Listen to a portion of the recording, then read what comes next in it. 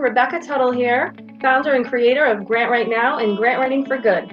We help schools, nonprofits, organizations, and businesses find, write, and secure grant funding, and we teach you how to do it. Here we go. Are you guys ready for this? Hi, my name's Rebecca.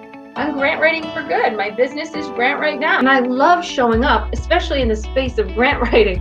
I remember last night I had said, I love what I do. I was meant to do this. And one of the comments said, absolutely, we can tell you do, Rebecca. And I surely do. You know that I believe in the power of visual. I told you yesterday, I have a lot of drawings. I draw them myself. I like that because visuals are memorable. They help us to tell stories. I have to tell you, it's working. In fact, these strategies have helped me grow my network even bigger than it already was before we entered into this pandemic.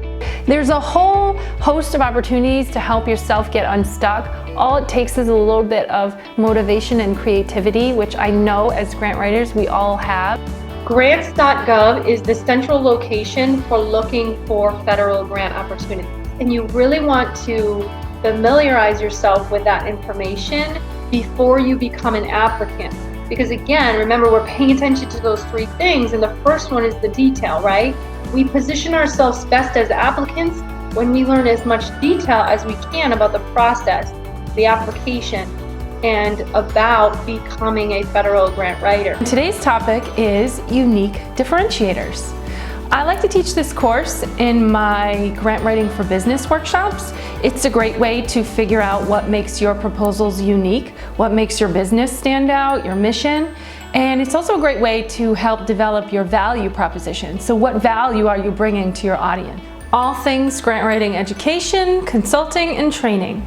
In today's episode, we're going to focus on what to do in the case of a rejection.